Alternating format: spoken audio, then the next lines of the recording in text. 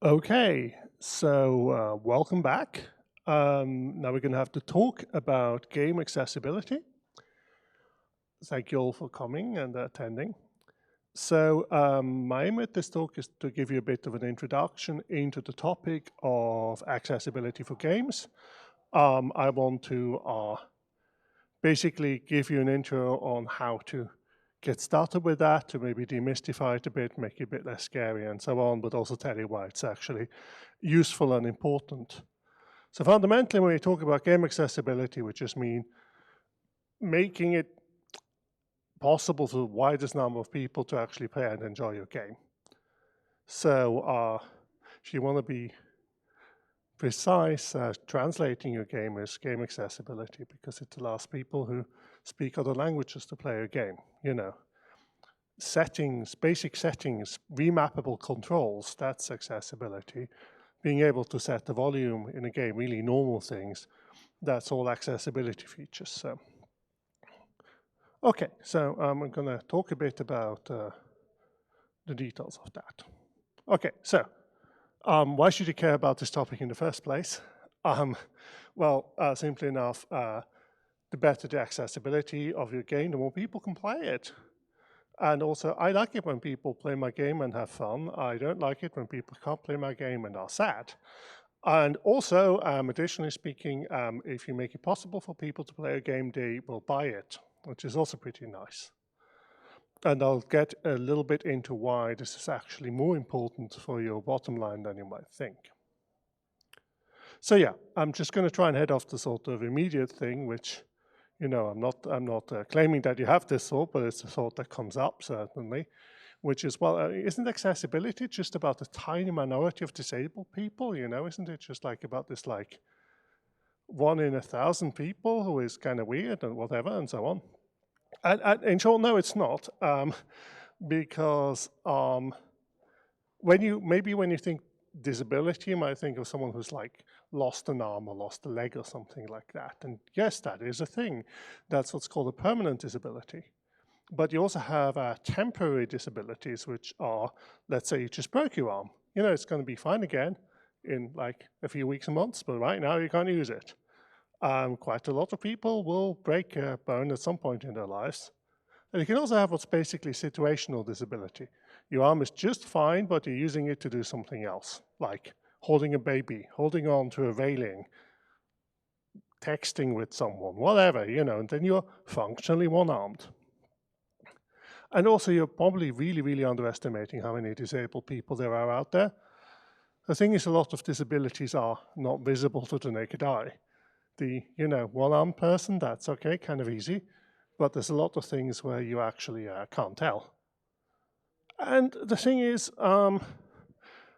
you too will get old. I mean, either that or you die early, which is also bad. So a lot of people, you know, get bad eyesight as they get old. A lot of people, I mean, already most of you are over the age of 20, so your peak reflexes have already passed, you know. Your reflexes aren't so good anymore as they were when you were like 18 and could do like 300 APM in StarCraft or something like that. So from the point of view of a pro StarCraft player, you're already old and basically useless. So yeah, you're going to get old. This is going to become relevant in your life, I hope, because yeah, the alternative is you don't get old.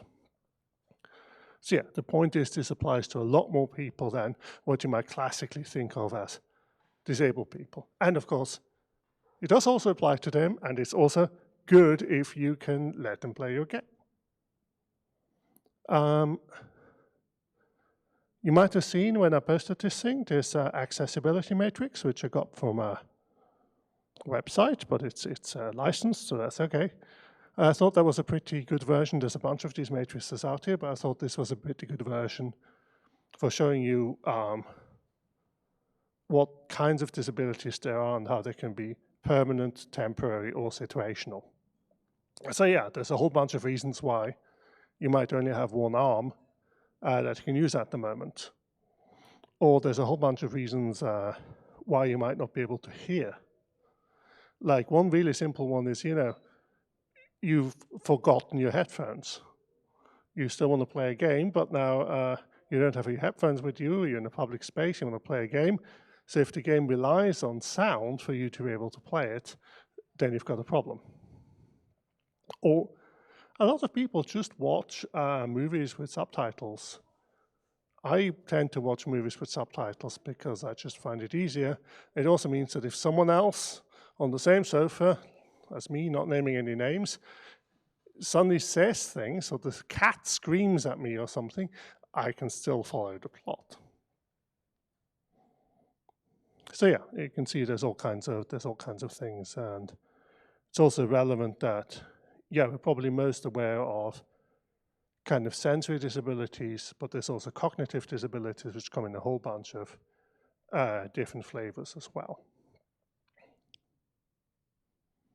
Yeah, so yeah, here's some concrete examples of situational disabilities, which can just happen to you because you're in that situation, even if you're otherwise perfectly healthy.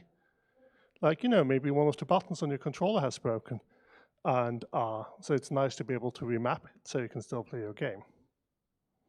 Or you're just in a really sunny location, and if the contrast of what you're looking at is too low, you can't see it anymore. So yeah, okay. Here's the next notice from my own experience. I started looking into accessibility for games a few years ago.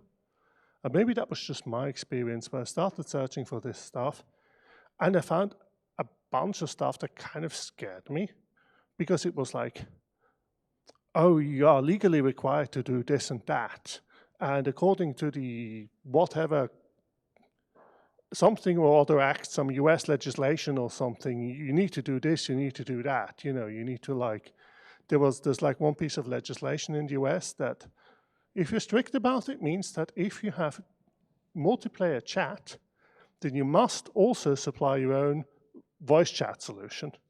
And that voice chat solution must be interoperable with the text chat solution. So you're going to have to build it into your own game, which you just want to have multiplayer chat in. You're going to have to put in text-to-speech and speech-to-text, which, yeah. But the thing is, this is basically lobbying material. It's aimed at big companies. They're trying to browbeat these big companies who have the resources to do this properly into, actually caring about accessibility. And by and large, the only way you can do that, or the only way they feel you can do that, is by basically saying, oh, your lawyers are going to be unhappy if you don't do this accessibility stuff. But as an indie game developer, you come across this and it looks kind of terrifying. So I'm just here to officially tell you, having gone through this whole process, no one is going to sue or cancel you for not having some accessibility feature in your game. That's not going to happen. Frankly, no one cares.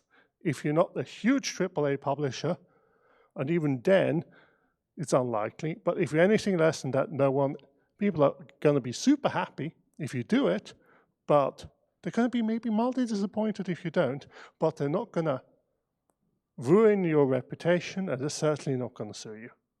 So you don't have to lose sleep about accessibility. You don't have to be like, oh no, it's all going to be terribly wrong. You can do whatever you can do, and you should do whatever you can do, because it's the right thing to do, and it's actually a sensible thing to do to make your game better. But yeah, if you came here worrying, oh no, I'll get sued, it's fine, you won't be. This may not have been your experience, it's just that it was mine, and I wanted to make sure that you didn't also have that. Okay, one more thing that I wanted to mention in terms of why it's actually really useful to have accessibility features in your game, and then we get to the actual accessibility features, is, so this is a curb cut. It's a little dip in the side of a sidewalk that makes it easier for people to get onto the sidewalk. And the reason I bring this up is that there's something called a curb cut effect. So curb cuts were originally meant for wheelchair users specifically, so they could navigate cities. It turns out it's also really useful for people with baby strollers, with carts, with luggage, with elderly people who just can't lift their legs that high up. It's going to be a problem. and for cute ducklings who otherwise have difficulty getting up. And so the curb cut effect is basically the effect where you are adding an accessibility feature because you want to help a specific group of disabled people. It turns out it actually helps a much wider group of people. Same thing with like subtitles, closed captioning. Why do we have English subtitle options in English language movies? That's superfluous. No, it's not, because a lot of people actually want to see that. So yeah, there can be a lot of unexpected benefits. Okay, so we're going to talk about things that you might want to do in your game. The following is a basic list of stuff you can think about. As I said before, like, don't worry if you can't do all of these things. Some of these things just don't work, depending on your game design. And the best thing, if you can manage it, is always to just design your game in a way that the accessibility problem doesn't exist in the first place. The second best thing is having a setting to turn on some accessibility thing. But the best thing is that there doesn't even have to be a setting, because the accessibility problem doesn't arise. So yeah, let's start. Color vision is probably one that you are familiar with. There's a bunch of people out there who are colorblind. I also looked at this a bunch. Interestingly, there's almost no one who is completely 100% colorblind and cannot perceive color at all. Almost everyone can perceive some colors. The vast majority of people have red-green color blindness, which means that they can't tell whether something is red or green. You can still tell if it's blue. And to make sure that you don't cause problems for colorblind people, it's very simple. You don't rely on color information alone. So if you do your game design stuff, you might be like, well, yeah, obviously, we'll make all the good stuff green and all the bad stuff red. Easy. Well, if that's the only thing that tells you whether it's good or bad, then you have a problem, because that's exactly the worst thing, and all the red-green colorblind people will not be able to tell the difference. So yeah, don't do that. What you want to do is you want to think about it in terms of different information channels, and as much as possible, just also in general with graphical design, is that you want to communicate each piece of information on multiple channels. So instead of just saying red and green, you add an icon, or you make the thing a different shape. Or you can also rely somewhat on contrast and saturation. Because again, like a black and a white thing, everyone can tell whether it's black or white. That's kind of the easiest one. If you can't tell whether it's black or white, then you probably can't see anything at all. So, and even saturation, you can still perceive by and large, because again, almost everyone can still see some kind of colors. And if you do want to do two colors, pick red and blue. That's much easier to distinguish. It's as simple as that. Don't pick red and green. That's the worst option. I also looked into kind of shaders that are meant to recolor your game to kind of make it more understandable, more visibly readable for people with color blindness. And then I asked a whole bunch of people with color blindness, and they said that they were basically useless. So don't worry about that too much. You really want to design things in a way that this doesn't come up. Here's a concrete example.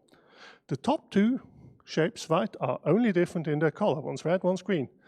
If you're colorblind, this is super hard to distinguish. The bottom two are different in color, and I picked a color that's not red and green, but they're also different in shape, and they're also different in lightness. They're also different in saturation. So the other one is less saturated, and it's brighter, and it's blue, and it's a square. You don't need to do all of these, but my point is just that there's a whole bunch of different ways in which you can illustrate these things. Then we get to blindness, or reduced visual acuity. So this is another thing which I really stumbled over. This talk is also a little bit about how I try to do things and got the wrong end of the stick, and I will tell you about all my embarrassing misunderstandings, so just in case you are going to have them too. In English, at least, there's this confusing thing to me where blindness or blind people doesn't mean that they can't see at all. That just means that they can't see super well. They have this concept of being legally blind, which means that you count as being blind. But again, actually, I think the majority of people who are classified as blind still have some degree of vision. It might just be very bad.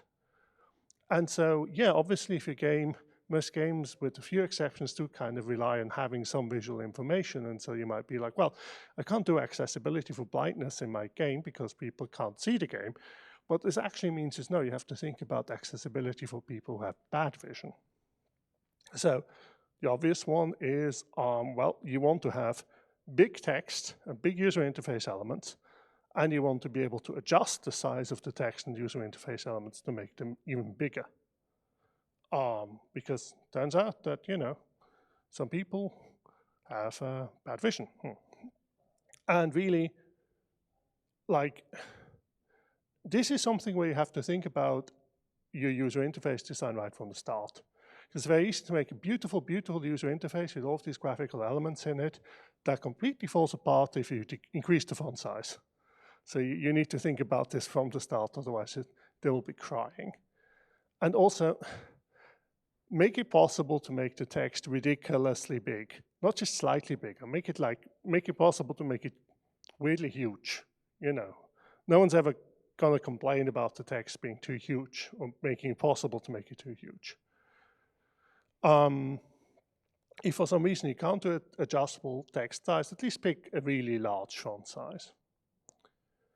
And this also goes for user interface elements. Don't have tiny, tiny icons and stuff like that. And the other thing that's worth mentioning here is also contrast. If you have a light gray text on a mid-gray background, that's really hard to see. You can use these online tools where you can basically give it two colors and it will tell you what the contrast of these two colors are. In general, you want to have a contrast of at least 4.5 to 1. So the lighter one, whichever one it is, should be 4.5 times brighter than the darker one. And that's a minimum. Here's an example which I wanted to bring up because it's an accessibility issue in my day-to-day life. Quick, which one of these is the shower gel and which one of them is the hand soap? It's really easy, look. There's some very easy to read tiny gray on white writing and also some yellow on white writing that's slightly bigger. So surely you can tell me which one is which right now. So yeah, this is an actual problem I have in my life where I'm like, oh, I need more soap. And then I bring home the wrong soap because I couldn't find the information. Yeah, I know it's got a different shape of bottle on it and so on, but seriously, guys, yellow on white text? Tiny gray on white text? So yeah, basically don't do this. Okay, so carrying on in terms of looking at things. So another type of accessibility you want to think about is accessibility for dyslexics. So dyslexia is kind of a broad set of language processing disabilities, let's say. Like a really common version of this is that you basically find it hard to distinguish certain letters. So you're looking at some text and the letters just sort of move around and turn into each other. People with dyslexia are perfectly capable of understanding things. They just have basically a physical problem with reading it or with the language processing aspect. And one thing that's helpful there is that if you have a setting in your game where you can change the font to something like Open Dyslexic, which is a font that was specifically designed to make it easier for at least some dyslexics to read it. It doesn't work for everyone. It does work for quite a few people. It looks kind of funky, so you probably don't want to use it as the normal font for your game, but it's good if you have that. And the other thing is just like, again, do good graphic design, do good text layout. No one likes reading text where like each line is like super duper long and the line spacing is tiny and the text is too small and so on and so on. So if you just use decent typesetting in your game, then that's already an improvement. And then there's some other visual processing things that you want to be aware of. Seizures caused by flickering and swerving effects. Easiest thing is, well, don't use those. Again, that's one of those things where you can just not use strobes in your game. And obviously, if you do have them, warn people in advance and make it possible to turn them off. And another thing that's, I think, still not that well known, but it's also pretty important, is just being overwhelmed visually. So the thing is, as game developers, we want to add a lot of juice to our games visually. We want to have lots of things that are moving around, particle effects, animations, all kinds of cool stuff, because that makes the game look cool and engaging. Well, for some people, that makes the game a horrifying visual noise, which they can't actually look at. And of course, I'm not telling you make your game look really bland. I know that doesn't work. This isn't one which you can design away. Well, you can definitely have options. So just put options in your game to turn off and these are easy options to add because they're just removing stuff. It's just like being able to turn off the particle effects, being able to turn off the animations, being able to turn off just all the cool graphic glitzy stuff that you worked on, just make it possible to turn that stuff off again. Because some people will really enjoy the game a lot better like that.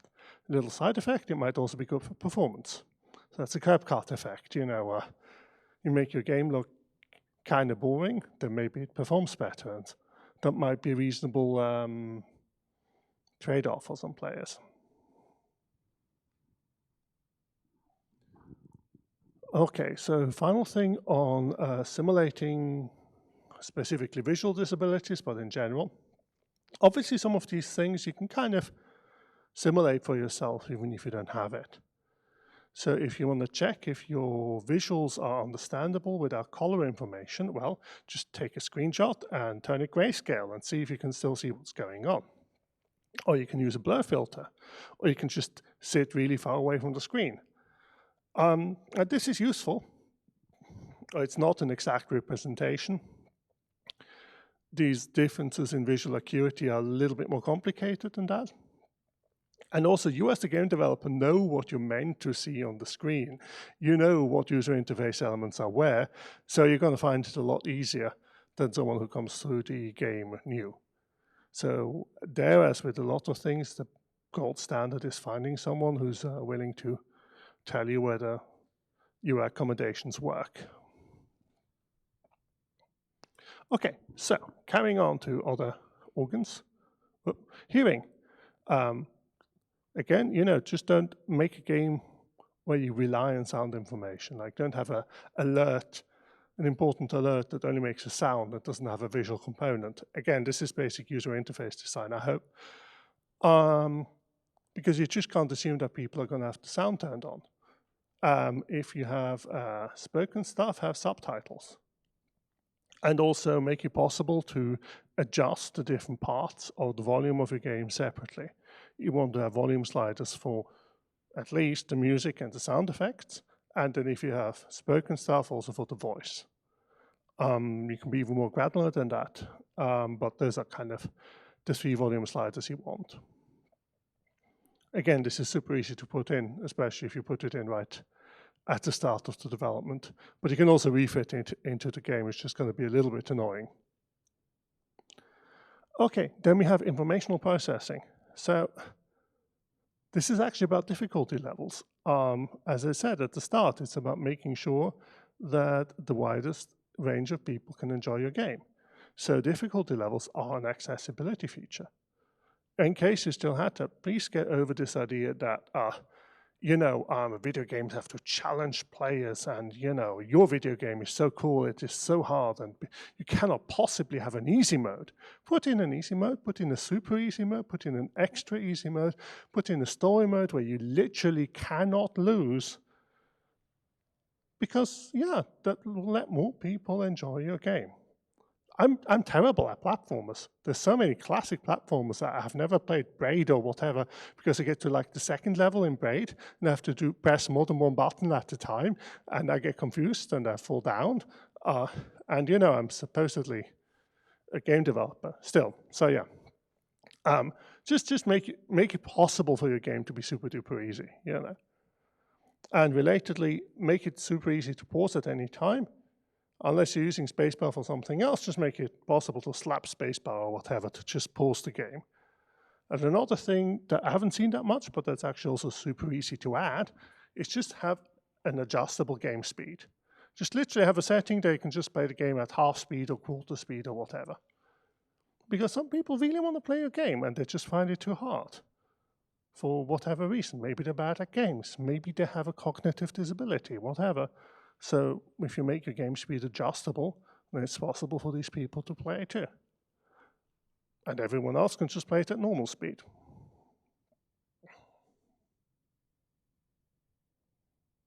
Okay, then we get to input. So that's the other half of things, of course. Apart from the output, is that you want to make sure that people can play your game just in terms of what buttons they need to press, what movements they need to make, and so on. And you should think about your game design from the start about, well, how many different inputs does your game actually have? And how many of them do you have to do simultaneously? And what combination do you have to do them? How important is the timing? And so on and so on, you know. You can also mess this up for perfectly normal people who don't have gigantic hands, where it's just like, well, in order to use this ability, you need to press like 7 different keys on your keyboard that you cannot physically reach, right? That's extremely bad. One thing that I find really common is also that, like, you know, what does your mouse look like? Like, I only play games with a trackpad, and my trackpad doesn't have a middle mouse button. It just doesn't. So there's a bunch of games where it's just like, well, and obviously you control the camera by holding down the middle mouse button and dragging. I physically can't do this on my computer. And it might also just be really hard. So right-clicking can be hard.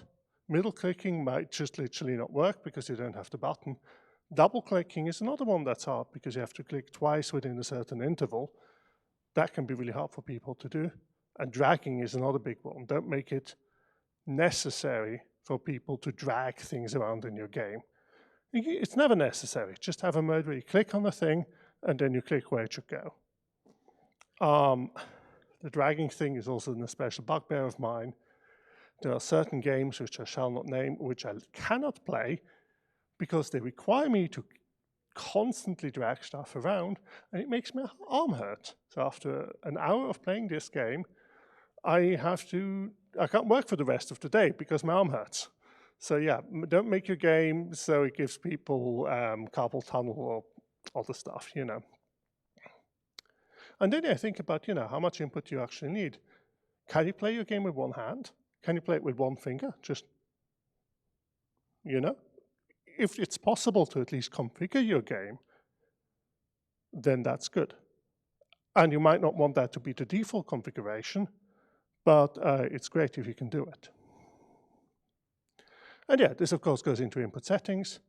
So you of course want to be able to remap your keyboard and your controller. It's also good to be able to change the sensitivity of your mouse and of your controller, turn off rumble. And 2 other slightly more specific things are some people find it hard to precisely tap on buttons. And so it's good if you have an option where instead of tapping a button, you actually have to hold it down for like half a second or something. And on the flip side, some people find it really hard to hold buttons. The absolute classic for this is, if you've ever played any kind of PC first-person shooter game, is that there's almost always a setting where you can say whether crouch is a toggle or a hold down, right? Like, do you hold down control to crouch or shift, or do you use it as a toggle? I'm a toggle person. I think other people are hold people. So that's also another thing. You have to really think in terms of people might not have that much strength or that much endurance or that much coordination or that many fingers or whatever to be able to manipulate your game. And you can think about it in terms of, well, what do you actually need as a bare minimum? Okay, so yeah, when do you do this stuff? A whole bunch of these things. It's best you can start in the design phase. You do visual design that doesn't rely on colors only. You definitely want to design a user interface to be resizable. You want to make sure that you have an input manager. You think about your inputs. You think about your design in general. You think about how important precise timing is. Is it actually important, you know? See also like perfectly story-based games that suddenly hit you with a quick time event where you were just choosing options at a leisurely pace, and there's like, no, now you need to be able to play Sam Says. Why? So yeah, think about, you know, what does your player have to be able to do to play this game, and then stick to that. And maybe it's like, oh no, this is for hardcore people who are perfectly willing to play super fast first-person multiplayer shooters, and then yeah, you may not be able to do that much on the input and so on side, but yeah, maybe it's like a cozy puzzle game, and then probably don't need. You should be able to play a cozy puzzle game with one finger. You know, there's no reason why you can't. And the good thing also is that if you know, I've told you all of these things, and you're now like, oh yeah, I should put some of that stuff into your game, which you should, by the way. There's also stuff which you can just slap on afterwards in an update or whatever, making it easier to pause, toggles for things, more granular volume sliders, and so on. So there's stuff which you can add in afterwards. And the big thing here also is, you know, talk to your players about these things. You will occasionally get people with accessibility needs, usually very shyly asking for something, and you should be nice to them, and you should, if possible, give them what they want. And the thing is, I've just given you a long checklist, which will also link online, of course, don't worry. And the thing is, checklists are not perfect. It's unfortunately possible to do accessibility features which perfectly satisfy a checklist and are actually useless.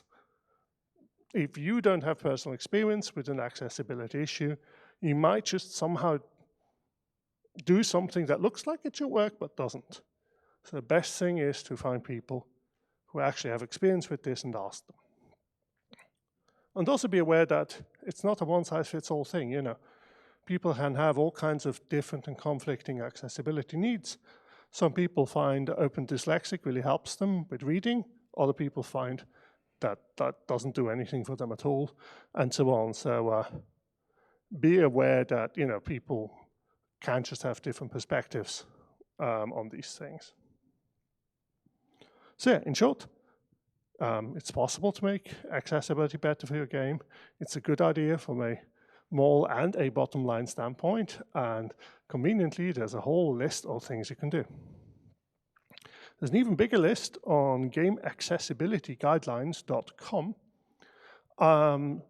It's a very good website. It has a long list of things you should consider in terms of accessibility, and it's also subdivided into kind of basic, intermediate, and advanced things. What we've just covered is pretty much exactly what's on their basic list. And so you can also look there to have someone else tell you about it. And if you want to go in deeper into other topics, there's even more things to consider. And yeah, finally, I do really care about game accessibility. So I do have some experience putting it into a bunch of games now. So you can also just come and talk to me, and I'm happy to give you some pointers or talk to you about how to best make your game more accessible. Okay, and that's all. Thank you for listening to this rather longer than usual talk. I hope it was interesting. And yeah, I think we went to questions per se, but I will stick around afterwards if you want to talk about it. Thank you.